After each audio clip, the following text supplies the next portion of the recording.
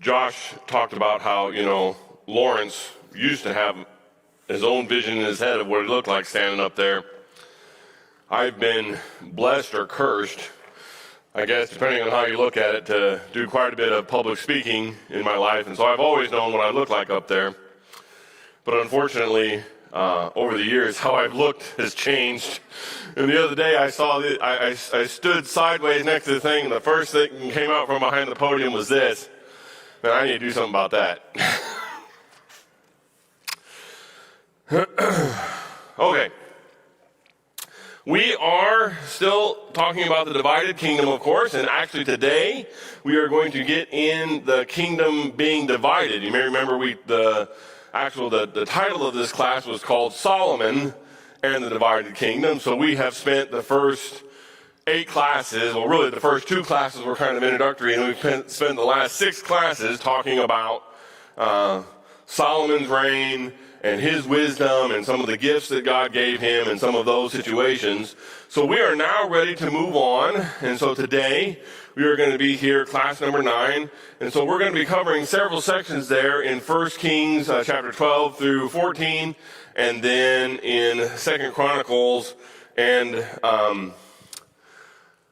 chapters 10 through 12. And this is going to be one of the first real sections where we can see there's even almost direct wording in some of the chapters and some of the verses between what happens in 1 Kings and what happens in Chronicles, and we are going to look at how that plays out here. So right away, Sam did a great job. I thought for his first time teaching adult class, I thought he did pretty good on last Sunday. And talking to us about the end of Solomon's reign and some of the troubles that were starting to happen there. Some of both internal and external people were starting to cause him some issues. And all of this stemmed from his lack of the ability to follow completely in the steps of his father David in being faithful to God. So this section, chapter 12 in 1 Kings and chapter 10 in 2 Chronicles, begins with this idea that Jeroboam returns from Egypt. Why has Jeroboam been in Egypt? Yeah, in the Bible, if you're in the land of Palestine and you're going to Egypt, there's only 2 reasons you go to Egypt. One of them is famine, right? Several times people go to Egypt to survive the famine because they have the Nile River. And the second reason is someone's trying to kill you, okay? Who most famously is also one of those people who went to Egypt. Jesus himself did, right? Whenever Herod was trying to kill him, he himself went to Egypt until Joseph was told by an angel that they could return. So he goes to Egypt to hide from Solomon, and while he is there, he makes nicey nice with the Pharaoh of Egypt, and the Pharaoh Shishak kind of puts him up and keeps him there, which is a little bit strange because how is Pharaoh related to Solomon? Yeah, his daughter is Solomon's first wife. Now, it's very likely, just because of the timing here, maybe I shouldn't say very likely, 50-50 chance, I guess, that it's a different Pharaoh, right? Okay, that has overlapped here. So it might have been his daughter that was married to Solomon, or it might have been his sister, if the new Pharaoh has risen up, who was married to Solomon. But either way, that tie really seems to have gone away. So they give Jeroboam shelter there in Egypt when Solomon is trying to kill him, okay? And so Solomon dies, and so, of course, that means that Jeroboam is going to be free to return to the land of Judah. Then in the next couple verses here, we see that people are going to go to Rehoboam. And everybody remember the trick, right, of how do you remember Rehoboam, Jeroboam, who was where? The J's don't match, right? So Jeroboam was not in Judah. That's the easy way to remember that, okay? So Rehoboam Solomon's son, is going to come to power. And here, right away, when he first calls the people together, they're going to kind of ratify him as king. Yes, we want you to be to follow in your father's footsteps here. And what's the request they make of him? Anybody remember? Yeah, lighten up, exactly. Lighten our burdens, okay? Remember that Solomon had this incredible kingdom, right? But if you're going to have all those great things, guess what? Yeah, you got servants, and it's expensive, right? So Solomon had imposed both of those. He had imposed severe taxes on people. Now, for the most part, at first, they really didn't care. Because, remember, we talked about Solomon made it so common for silver in Jerusalem that it was like nothing, right? And so the people were generally very wealthy, so they didn't quite care so much. But as Solomon became less faithful, what started to happen? The prosperity of the kingdom started to go down, and so now all of a sudden, these crushing taxes are just that. They're crushing, okay? And every single man in Judah, in all of Israel, because they're not split yet, very similar to what we see today in the nation of Israel, every single person had to serve. Today, they all have to serve in the army, okay? Back then, they had to serve on these work crews. And it was rotating, depending on when your tribe was going to be part of this work crew and where they were going to work, what they were going to do. But everybody was pressed into servitude there, okay? And just because his kingdom was so expensive and it required a lot of work. So they come to Rehoboam and they say, hey, we will follow you. We will be your servants. Just take it easy on us, okay? Enough of this. And so Rehoboam says, well, give me 3 days to think about it. And so they all kind of stay camped there, and he goes away and asks for 3 days to come up with a plan. So then he goes to some of his advisors. And first of all, he goes to Solomon's advisors, right? The guys who had been the advisors of his dad, who they're kind of old. And what do they tell him to do? They give him some good advice. They say what? Listen, right? If you want to be king, just listen to them, give them what they want, and you're going to be king with no problem, okay? Listen to the people, and then they will follow you. But then he says, well, I don't know if I like that idea. Let me see what somebody else has to say. And he goes to kind of his friends and the young nobles who are, about his age, probably the ones he grew up with, which calls the young men. And what kind of advice do they give him? Yeah. Hey, your dad was this great king. You don't want to seem second to him, right? So instead of you stepping back, you need to make it even worse.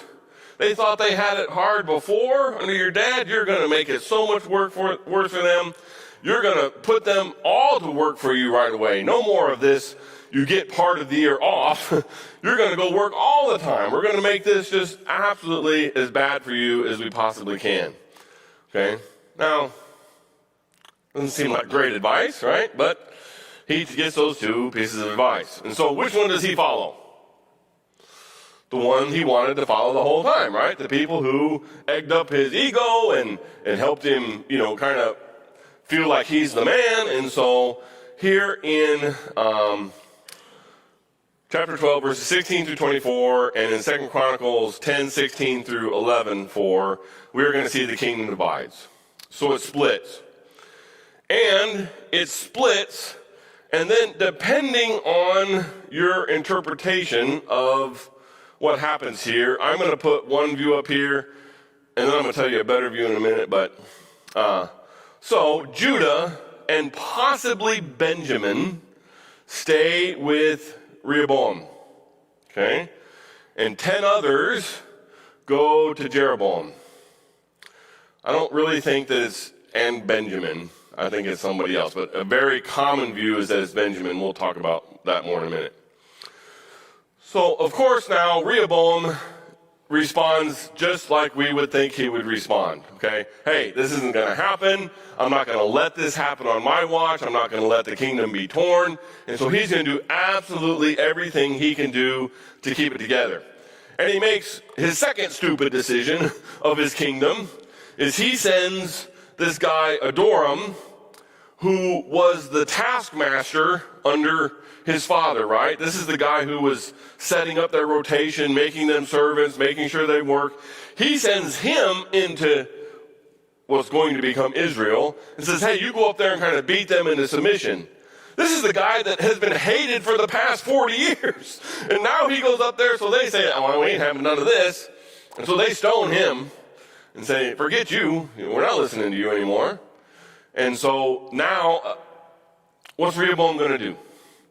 Well, he runs back to Jerusalem, raises a 180,000 person strong army with full intention of doing what? Marching north, and if they don't want to willingly be my servants, we're going to crush them and we're going to make them our servants. Okay? However, God tells him what? Everybody remember? Hey, don't do that.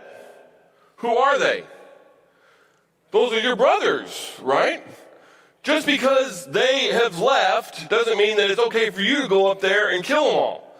Okay, so God tells them, hey, don't go up there and fight. And so they listen to God, and the army does not go. It disperses. And so now we are going to have this split. And I want to talk for just a second about this tearing of the kingdom and the split that we're going to see happen here. So the question I'm going to ask you, and then don't answer it yet because we're going to talk about this here. Why did the kingdom of Israel split?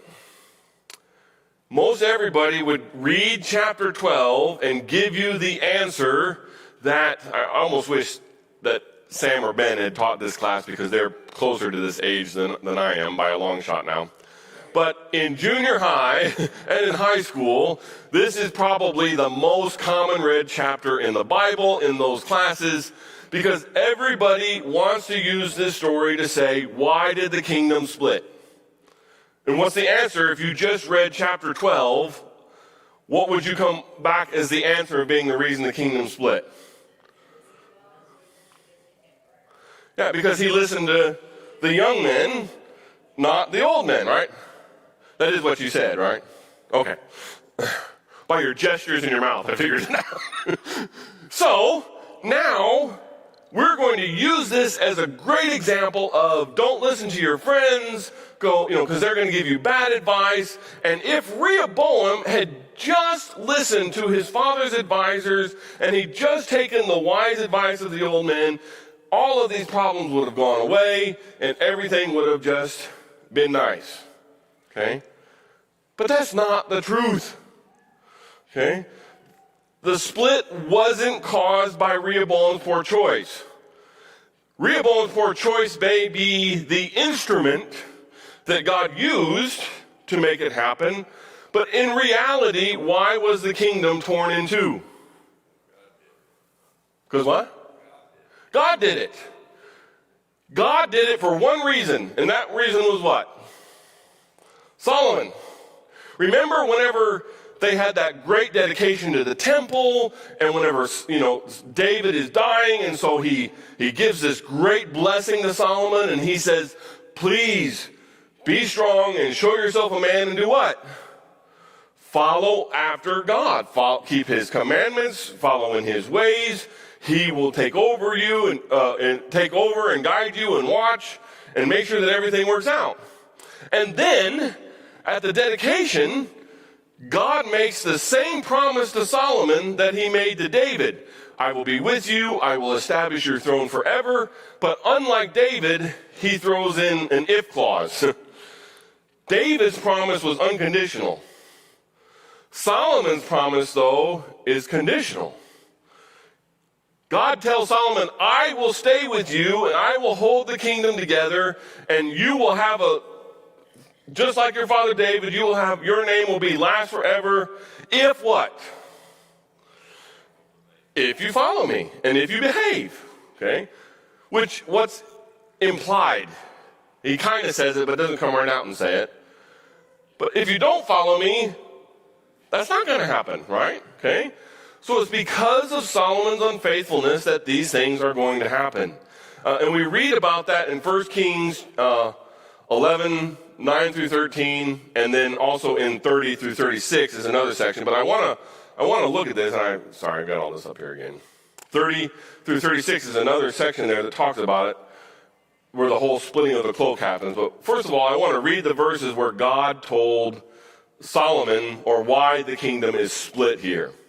So 1 Kings 11, 9 through 13 reads, "And the Lord was angry with Solomon because his heart had turned away from the Lord, the God of Israel, who had appeared to him twice, and had commanded him concerning this thing, that he should not go after other gods, but he did not keep what the Lord commanded. Therefore the Lord said to Solomon, since this has been your practice, and you have not kept my covenant and my statutes that I have commanded you, I will surely tear the kingdom from you and will give it to your servant. Yet for the sake of David your father, I will not do it in your days, but I will tear it out of the hand of your son. However, I will not tear away all the kingdom, but I will give one tribe to your son for the sake of David my servant, and for the sake of Jerusalem that I have chosen." Okay? So, it pretty much didn't matter what Rehoboam did, what was going to happen. The kingdom was going to get split. Okay? Long before this, it had been predetermined by God that the kingdom was going to split. Then, of course, in the rest of that, toward the end of that chapter, 30 through 36, we have this story about the cloak, and sometimes it causes some confusion, so I did want to cover this. So, we have this story where the prophet Ahijah comes down and he gets this brand new cloak, wears it, and he goes and he meets with this guy, Jeroboam. Okay? And so he takes that cloak and he tears it into 12 pieces, and then what does he do? Yeah. He symbolizes what God said was going to happen, right? And so he gives 10 pieces to Jeroboam and says, God is telling that you're going to lead the north. And by the way, he tells him, if you will just go take these 10 tribes and you will behave and follow the commandments of God, I will set you up with a kingdom up there, and your sons will reign, and everything will be great for you. Okay? Of course, we know that's not going to happen, but, okay. And then it says he saves one for Rehoboam. Anybody see a problem there? 10 plus 1 equals 11. But how many pieces did he tear the cloak into? 12. So, what in the world? What happened to the other tribe, the other piece of the cloak? Okay? Well, there's two theories, but really only one is right, and it's the one I think is right. Maybe not, but we'll talk about it. Okay. Really what this comes down to is geography. So this is a map here that shows the split of the kingdom after Joshua came in and took the land. You may remember in the book of Joshua, they come in, they conquer the whole land. At least they conquer the armies, right? Under Joshua, they have that whole central campaign, and they move south and wipe everybody out. Then they go up to Hazor and have that great, huge battle where the enemy numbered like the sands on the seashore, and God gives them a great victory. And then Joshua says, hey, I've beaten all the armies. Now we're going to divide the land. Okay? And the tribes on the east side of the Jordan River, they'd already had their allocation before they even came over. And so God gives them the rest. And this is all laid out here. Everybody from Asher and Naphtali up in the north down to Judah in the south. So some people think that the tribe that went with Judah was Benjamin. Anybody think why that they might think it was Benjamin? Yes, that's right. So, Benjamin being right here, they get this, they're a very small tribe, so they get a very small section of land. But Jerusalem was in Benjamin's territory when this happened. And what city do we know? God just said he's going to leave Rehoboam because of the sake of David and because he had put his name on that city? Jerusalem. That's right. Okay. However, I want to remind you, this is 400 plus years, closer to 450 years ago, that these map lines were drawn. And immediately when they went to go possess the land, what really happened? Did they really go possess the land like they were supposed to? No. So immediately those borders started shifting. Yes, sir. What's that? Okay. Go ahead and read that. Well, I don't have my Bible open. Let me get to it.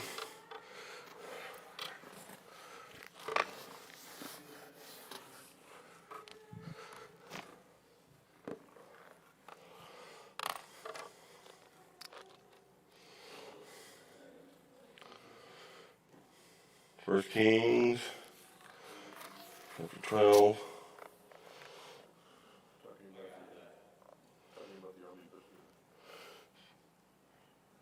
Chapter 12, verse 21. Oh, I'm 2 Kings, sorry. That's why it made no sense to me.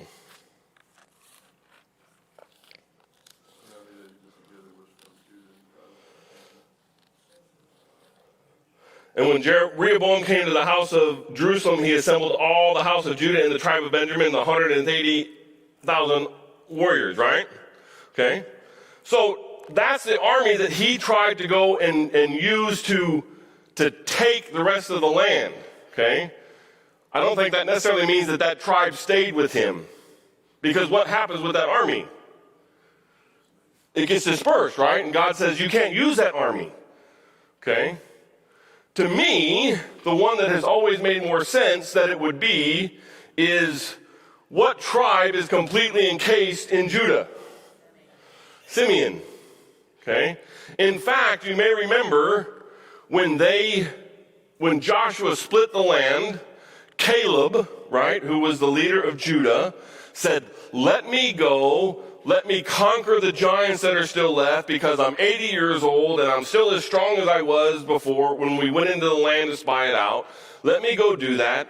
And it says, Judah turned to his brother Simeon, which of course we know Judah and Simeon are long dead, but the tribes, right? Judah turned to his brother Simeon and said, let's do what? Let's go possess the land.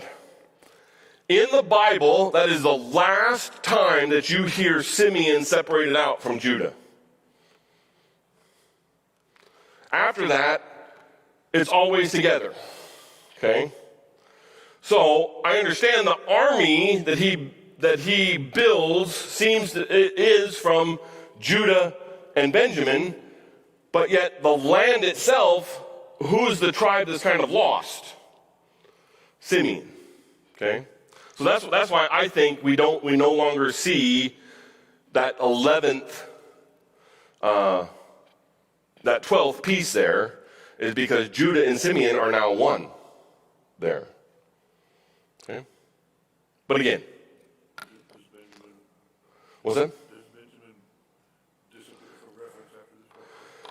No, actually, Benjamin appears multiple times after that in the story of Judges, because remember, it was the men of Benjamin that got so harshly treated, right? Because they were really bad guys for a while there. So unlike Simeon, Benjamin is still talked about separately after they went to possess the land. Either way, it doesn't really matter. What's important? It got split, and God wanted it to split, right? Okay. What? Yeah, Levites didn't have land, so the Levites are never considered one of the 12 tribes from there on forward. Yeah, because you may remember the whole thing about Manasseh and Ephraim, right? So they took the place of Joseph and Levi in the 12 tribes. Okay. All right. So now what we're going to do is we're going to split the rest of this reading, not necessarily in the order of the reading, but we're going to talk about the two kingdoms, Judah and Israel. So in the rest of our reading for today, the history of Judah, So we see in 2 Chronicles only, chapter 11, verses 5 through 12, and verses 18 through 23, that Rehoboam is going to now strengthen Judah. Okay, so he's going to start to build up the cities, and he doesn't want people going north, just like we're going to see Jeroboam doesn't want people coming south.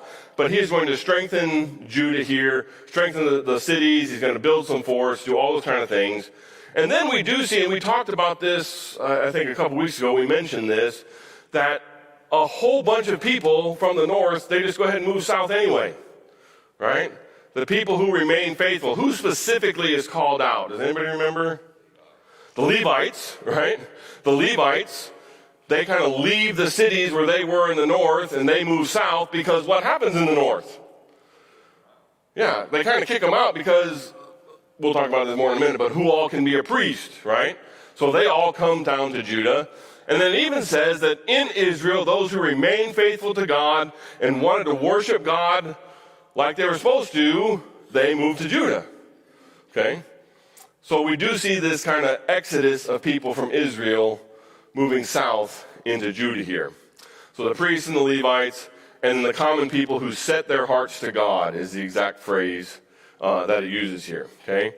And they strengthened Judah while Rehoboam remains faithful, which only lasts about 3 years, it says. Okay? So for 3 years, everything is great. Rehoboam is faithful to God, and he leads the nation to be faithful to God as well, both in their worship and in their daily acts. And then, of course, that's not going to last very long. So in 2 Chronicles 12, chapter 1, and then 1 Kings 14, 21 through 24, we see this idea that Rehoboam is going to start to lead Judah to be unfaithful. And what is the number one way that the Jewish nation becomes unfaithful to God?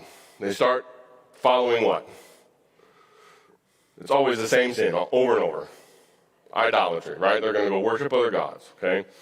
So he starts leading them into idolatry, and it's even worse than just idolatry in the worship of Jehovah. He actually starts to lead them into these other gods, and we get some strong hints here about the women who are serving in the temple. So he really starts to reinstitute that pagan practice of cult or temple prostitution there. He re-implements that all.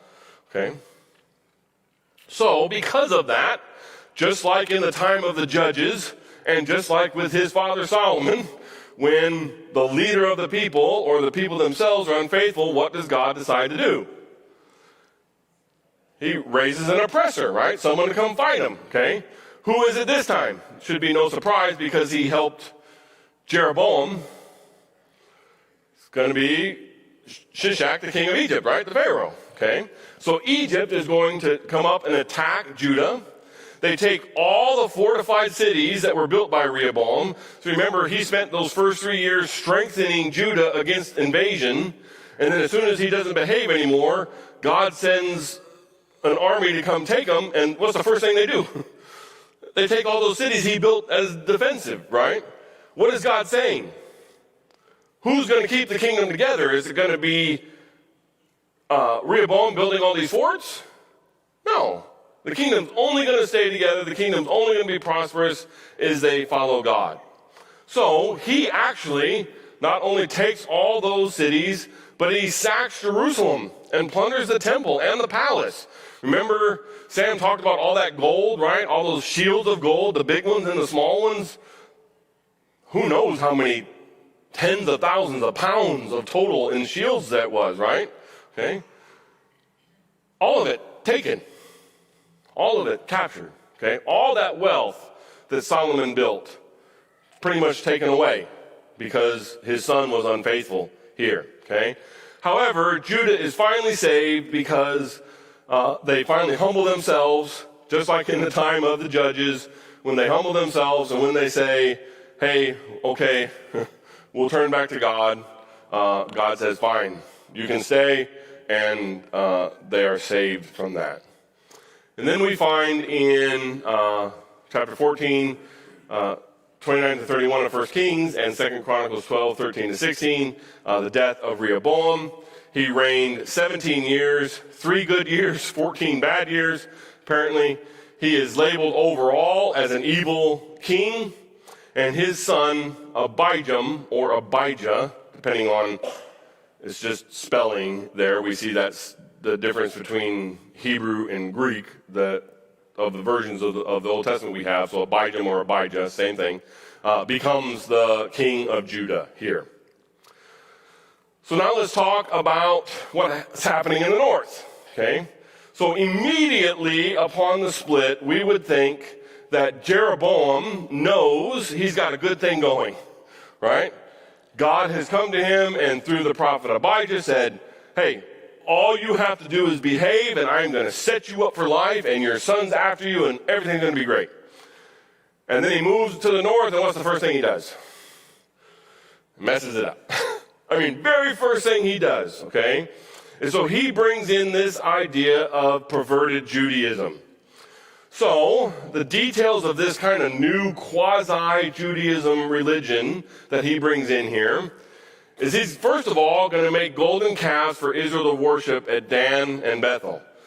Okay, the golden calf. How many times have we heard about this being a problem for them? Okay, so his big concern, of course, we know that if we were to look at the map here, that under Solomon, we've talked many times about this is the great kingdom that Solomon had, and then that's going to be split by Judah in the south and Israel in the north. They lose all that other territory immediately that was Solomon's by treaty, and it kind of shrinks back to what it had been under David.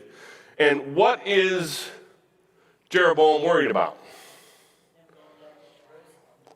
Yeah, because they're going to go back to Judah because of Jerusalem, right? Okay. Is he right to be worried about that? Absolutely. In fact, those who set their hearts after God, what do? They do exactly that. They move back to Judah, okay?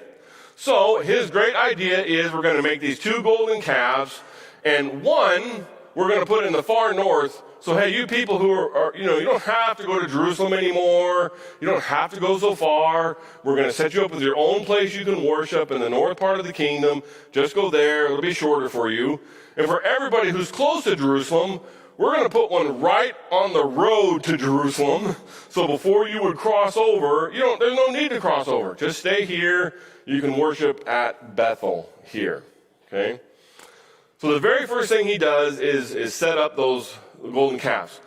But at least he is still saying these golden calves represent who? Jehovah, right? He is not trying to get them to worship Baal. He is just trying to give them the same thing they wanted when they left Egypt, right? Which is a physical representation of God, to be like all the other nations around them. But he still says, hey, this is Jehovah. This is the God that brought you up out of Egypt. And so at least he is still acknowledging that. He set up a whole bunch of new special days and feasts that were not part of the law of Moses. We see it today. If you run a company and you want a bunch of people to be, happy about working there, what's one of the things you can do? Give them time off, right? And so that's what he does. He sets up all these party days in the north and says, hey, there's no reason to go down there where you only get to party 12 times a year. Stay up here, we're going to party 30 times a year, and it's going to be great, okay? And then he also changes, which is the reason all the priests and Levites went south, he changes what the qualifications are to become a priest. If you were a Levite, and especially if you were one who could become a priest, what were your prospects for prosperity in life? Pretty good, right? Did you have to do a whole lot of work? Not really. Okay, you serve in the temple and, you rotate in and out, but you're pretty much set up for life. Everybody else is paying money to you so you can eat and you can do all those kind of things. And that made some people pretty envious. So one of the ways that Jeroboam tries to endear himself to the people is he gets rid of that rule that you have to be a Levite to be a priest. Now anybody can become a priest. However, in typical fashion, he starts out with this idea that always happens in the way of the world, right? He starts out with this great idea, anybody can become a priest, but very quickly it becomes anybody who can do what? Anybody who can afford it can become a priest. So very quickly in Israel, if you pay, you can get recognized to be a priest and live a life of luxury here. So this perverted form of golden calves, the different types of worship, and all the priests can be of anybody, this is what is going to become known as Jeroboam's sin.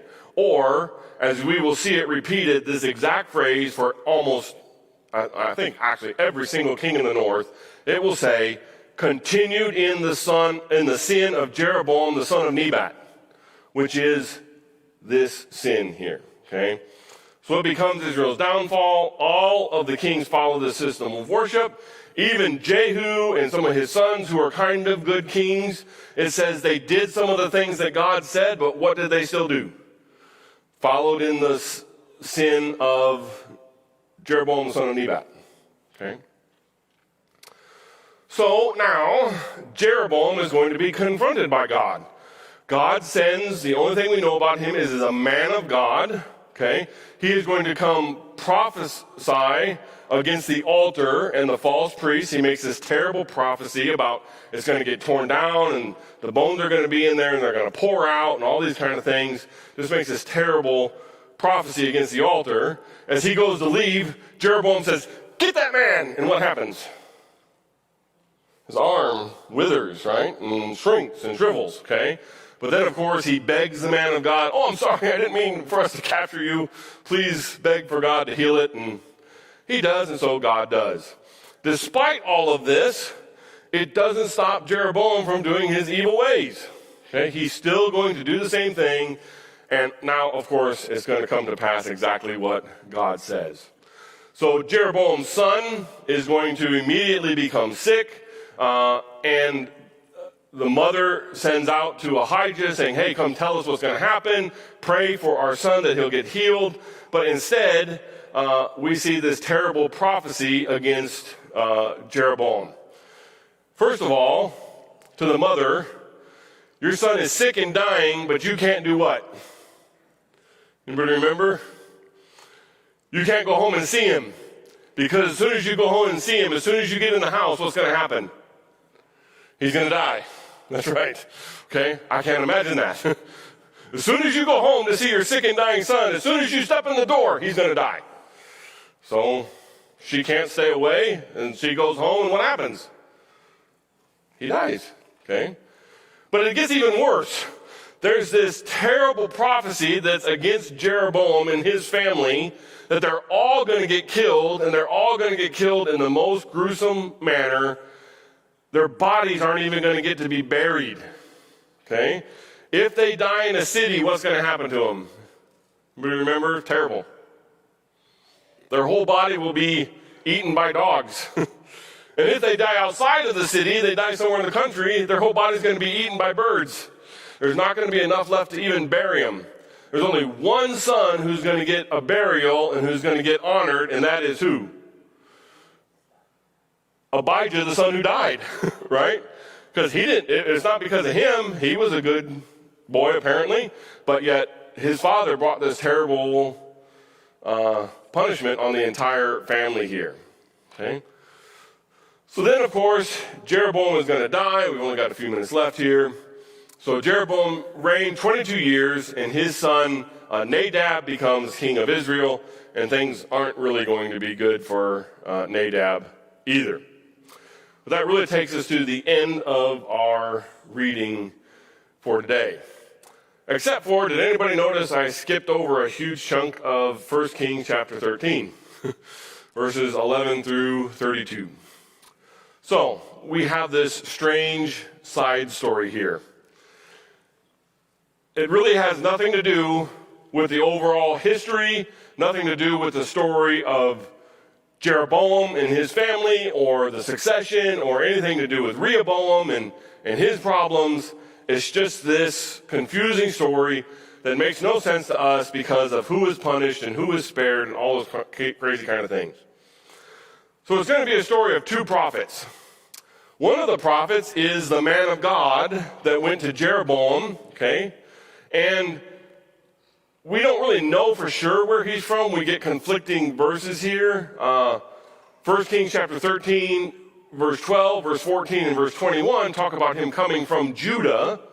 But later, when we talk about his bones, it's going to be the prophet from Samaria, who we find in 1 Kings chapter 23 and verse 18, who came to speak against the altar at Bethel. So really, where was he from? We're not sure. It seems like he was from Samaria, but then what it seems to be is he came through Judah to get to Bethel. So he was a Samaritan who was living in Judah and then went to Bethel is kind of what commentators believe here from these conflicting verses. And the other person is an old prophet. We don't know either of their names. We don't know anything about them other than this little brief interaction. This old prophet we know lives in Bethel, okay? But he's a prophet, apparently at some point in the past, but yet when God needs a prophet to go and talk to Jeroboam about his evil practices, he doesn't call this prophet who's living right there in the same town. He calls another prophet from somewhere else. Seems to be that he's no longer faithful or maybe no longer a prophet here. One, because he's not called, and two, because of some things he's going to do. So a little bit of preface to this strange story. The man of God had been given some instructions. God told him, go to Bethel and give this prophecy against Jeroboam and his whole family. But while you're there, don't do what? Don't eat or drink. And when you leave Bethel, don't do what? Don't go home by the same path, right? Choose a different path, okay? And was he doing that? Yeah, he's doing great, right? Okay. He refused Jeroboam's offer of a reward after that whole story. And then when he finally healed his hand, Jeroboam says, hey, come to my house and eat and drink. I'll give you some great reward. And the prophet made this incredible statement of faith. If you gave me half your house, I still wouldn't come. Because why? God told me not to, okay? So he leaves and he starts to go home by a different way. He's doing exactly what God said. Now we enter this unfaithful prophet here, okay? He wants to talk to the man of God. Why? We're not told. Maybe to find out why God didn't use him, or just to gain some eminence because this guy came here. He learns about what happened. So he saddles up his donkey and goes and chases him down and asks him to come back home. Well, the man of God says what? I can't do it. Right, that's right. I can't do this. What did God tell me?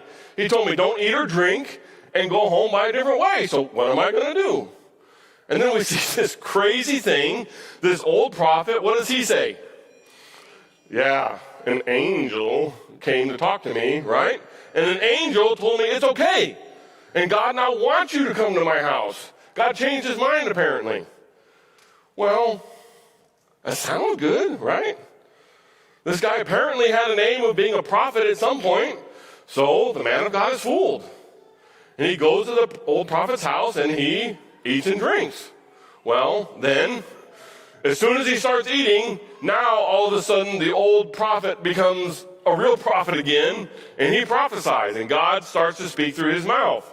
And he tells the man of God, hey, you're going to be killed, and your body's never going to make it back home because you didn't do what I said. Well, what about the old prophet who lied? Nothing happens to him. He gets away scot-free. Okay? So the man of God says, well, I guess what's going to happen is going to happen. He leaves, and on his way home, what happens? A lion kills him. Okay? And what's interesting here is the lion doesn't eat him or the donkey. Lion just kills him and stands there over his body. And you would think the donkey would run away, but what does the donkey do? It just stands right there over the body too, right? They just both kind of stand there, okay? So, the old prophet goes to claim the body. He's told of this strange sight by strangers. There's this lion and this donkey standing over this guy. They're not fighting. What in the world's going on? He figures out who it must be. He goes and retrieves the body, lays him in his own grave, and makes this like, alas, my brother, what happened to you? Why did you have to die? Well, why did he have to die? Because he lied to him. It's crazy.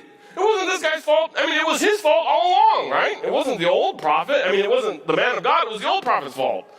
So he lays him in his own grave, and then he tells everybody, hey, when I die, You bury my bones with his bones, and we're going to be brothers forever. What in the world is going on with this story? It's the only time this story is referenced in the Bible. It makes no difference to the plot. We just kind of see this crazy story here in the middle of what's happening. Okay? And that's all I got to say about that crazy story.